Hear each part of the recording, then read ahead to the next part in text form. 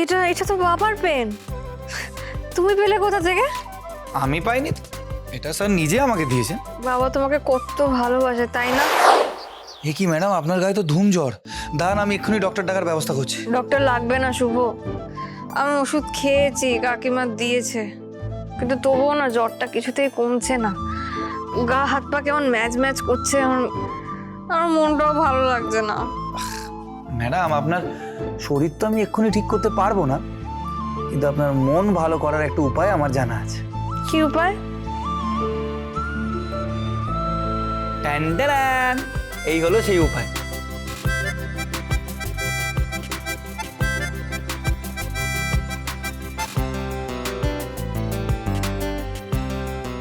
এটা এটা তো বাবার পেন। তুমি পেলে কোথা থেকে? আমি পাইনি, এটা স্যার নিজে আমাকে দিয়েছেন। বাবা তোমাকে কত ভালোবাসে, তাই না? নিজের থেকে পেন দেয়, তোমার প্রশংসাও করে। আমার না মাঝে মাঝে তোমাকে খুব হিংসে হয়। এতে হিংসে করার মতন কিচ্ছু হয়নি ম্যাডাম। স্যার এই পেনটা আমাকে দিয়েছেন আপনাকে দেওয়ার জন্য। কি বললে তুমি? বাবা সত্যি এই পেনটা আমার জন্য দিয়েছে? হ্যাঁ ম্যাডাম, আপনি পরীক্ষায় খুব ভালো রেজাল্ট করেছেন বলে স্যার এটা আপনাকে উপহার দিয়েছেন। বাবা আমাকে উপহার দিয়েছে, বাবা নিজে থেকে আমাকে উপহার দিয়েছে। Thank you thank you thank you thank you thank you so much Shubho. এই পেনটা আমাকে এনে দেওয়ার জন্য তোমাকে এত থ্যাংক ইউ। আরে ম্যাডাম, একটু শান্ত হন, আপনি এরকম কেন করছেন? আপনার তো গায়ে জ্বর। ধর, আমার লাইফের বেস্ট গিফটটা পেয়ে আমি জ্বর ঠর সব ভুলে গেছি। আর তুমিও না বুদ্ধকুমার, এই পেনটা আমাকে আগে দেখালে আমার জ্বর কখন হাওয়া হয়ে যেত। হ্যাঁ ম্যাডাম, আমিও না ভেবেছিলাম সকাল সকাল এসে আপনাকে এটা দিয়ে আপনার দিনটা ভালো করে দেবো। তবে সেটা করার জন্য আমার কাছে আরেকটা নিউজ আছে। কি নিউজ? ম্যাডাম, স্যার যখন এই পেনটা দিচ্ছিলেন না, তখন উনি বলেছেন যে আপনি যতদূর পড়াশোনা করতে চাইবেন উনি করাবেন। আপনি জীবনে যা যা অ্যাচিভ করতে চাইবেন সব কিছু পূরণ করার জন্য উনি আপনাকে হেল্প করবেন। তাহলে তো আমি রুদ্রপুর থেকে এসে আবার মন দিয়ে পড়াশোনা স্টার্ট করে দেবো শুভ। কিন্তু তার জন্য ম্যাডাম আপনাকে সুস্থ হতে হবে, আর সুস্থ হতে গেলে বিশ্রাম নিতে হবে। আপনি এখন চট করে ঘুমিয়ে পড়ুন, আমি পরে খবর নিয়ে নেবো আপনার জ্বর কমলো কিনা। টাটা, ঘুমিয়ে পড়ুন। হ্যাঁ, নীলরতন বাবু বলুন। হ্যাঁ, আমি আসলে আরেকবার খোঁজ নিতে ফোন করলাম। ওদিকে রুদ্রপুর আসার সব আয়োজন হয়ে গেছে তো? ছুটি পাওয়া গেছে তো? আর তো বেশি দিন হাতে সময়ও নেই। আপনি চিন্তা করবেন না, এদিককার কাজ আমি গুছিয়ে নিয়েছি। ঠিক সময় রওনা হয়ে যাব। আরে না না, চিন্তা তেমন কিছু নয়। তবে পুজোয় শাওন পবিত্র কলসি বহন করবে তো, তাই তার আগে ওকে কিছু নিয়ম মেনে চলতে হবে, যেগুলোকে একভাবে সাবধানবাণীও বলা যেতে পারে। সাবধানবাণী মানে? বিশেষ কিছু না, ওকে শুধু এখন কটা দিন খুব সচেতন থাকতে হবে। দেখতে হবে ও যেন কোনোভাবেই কোনো রকম আঘাত না পায়, কোনোভাবে কোনো রক্তক্ষরণ যেন ওর না হয়।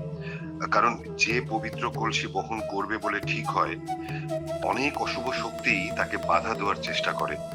আর তাই পুজো না হওয়া অবধি শাওনকে একটু চোখে চোখে রাখা বা সাবধানে রাখা, এটা খুব দরকার। মানে বুঝতে পারছেন তো? শাওন তো সচরাচর বাড়ির বাইরে বেরোয় না, তবে আমি খেয়াল রাখবো ও যেন এ কটা দিন বাড়িতেই থাকে। বেশ, তাহলে সাবধানে আসবেন সবাই। বড় মা সহ গোটা রুদ্রপুরের মানুষ আপনাদের আসার অপেক্ষায় থাকবে। কেমন? রাখলাম তাহলে।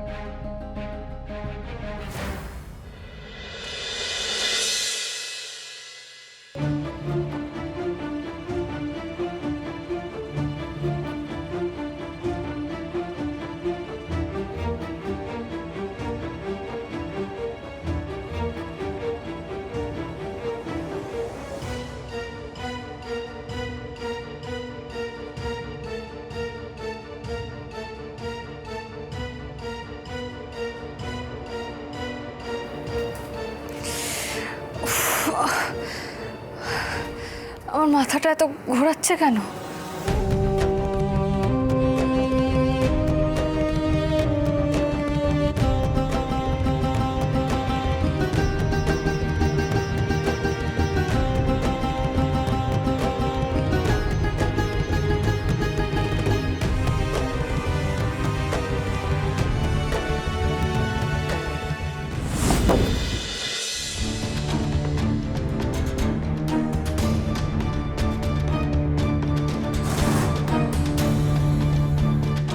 কি কি হলো তোমার?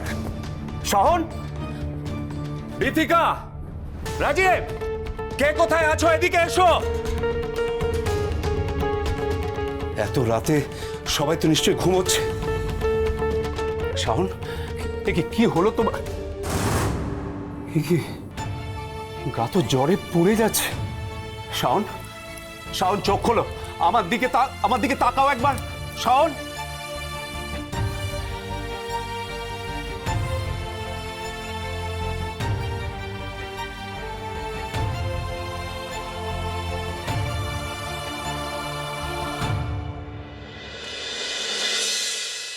শাওন, শাওন, এই দিদিয়া, দিদিয়া কোথায় রে তুই?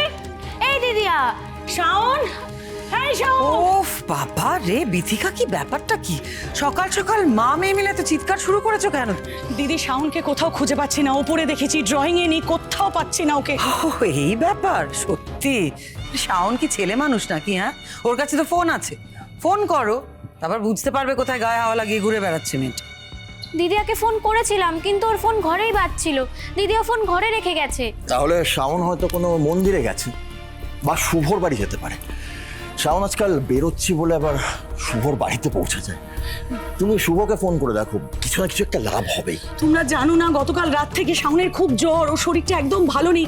এই পরিস্থিতিতে ও আমাকে না বলে, কাউকে কিছু না বলে বেরিয়ে যাবে না। হ্যাঁ পিকু, পিকু তুই ওপরটা ভালো করে দেখেছিস তো? সত্যি শাওন নেই তো? না, আমি সব জায়গায় ভালো করে দেখেছি, শুধু মামার ঘরটা ছাড়া। ও বলছি যে একবার জানা, দাদাকেও জিজ্ঞাসা করে না শাওনকে কোথাও দেখেছে কিনা। যা। দাঁড়াও, বীরুর ঘরে যাওয়ার কোনো দরকার নেই। কিন্তু দিদি শাওন তো। বিথিকা, শাওন শাওন শাওন শাওন করে করেই কিন্তু এই বাড়ির সবার মাথাটা গেছে, সেটা বুঝতে পারছো কি? তোমাদের কি বুদ্ধি শুদ্ধি সব লোপ পেয়েছে? তুমি জানো না, শাওন যদি বীরুর সামনেও এসে দাঁড়ায়, বীরু মুখটা ঘুরিয়ে নেয়, শাওনের নাম পর্যন্ত মুখে নেয় না। আর বীরুর কাছে থাকবে শাওনের খবরাখবর, খেয়ে দে কাজ নেই বীরু। আমি এই ব্যাপারটাতে ভালো মার সাথে কমপ্লিটলি অ্যাগ্রি করছি। তুমি একদম ঠিক বলেছো ভালো মা। বা শাওন তো বা মামাকে যথেষ্ট ভয় পায়, ইনফ্যাক্ট খুব একটা দরকার না পড়লে মামার সামনে এসে দাঁড়ায়ও না। তাহলে শাওন কোথায় সেটা অ্যাটলিস্ট মামা কোনোভাবেই জানতে পারে না। কি নিয়ে কথা হচ্ছে এখানে? ব্যাপার কি? সবাই এত টেনসড কেন? কিছু হয়েছে? দাদা, শাওনকে আমি কোথাও খুঁজে পাচ্ছি না দাদা, গোটা বাড়ি খুঁজে দেখেছি, ও কোথাও নেই। কোথাও নেই মানে? আরে জলজান্ত একটা মেয়ে, সে কি ডানা মেলে উড়ে যাবে নাকি? দেখো বাড়িতে কোথাও আছে, ভালো করে খুঁজে দেখো। আরে আমি খুঁজে দেখেছি, তুমি কেন বোঝার চেষ্টা করছো না? ওর শরীরটা ভালো নেই, জ্বর হয়েছিল, শরীরটা আরো খারাপ করেছে কিনা এটা ভেবে আমি গোটা বাড়ি খুঁজছি। আমি পাচ্ছি না গো রাজীব, ওকে কোথাও, আমার খুব টেনশন হচ্ছে এবার। আচ্ছা দাঁড়াও, আমি বাগানের দিকটা দেখছি। কাউকে কোথাও যেতে হবে না, তোমরা চিন্তা করো না। শাওন আমার ঘরে আছে।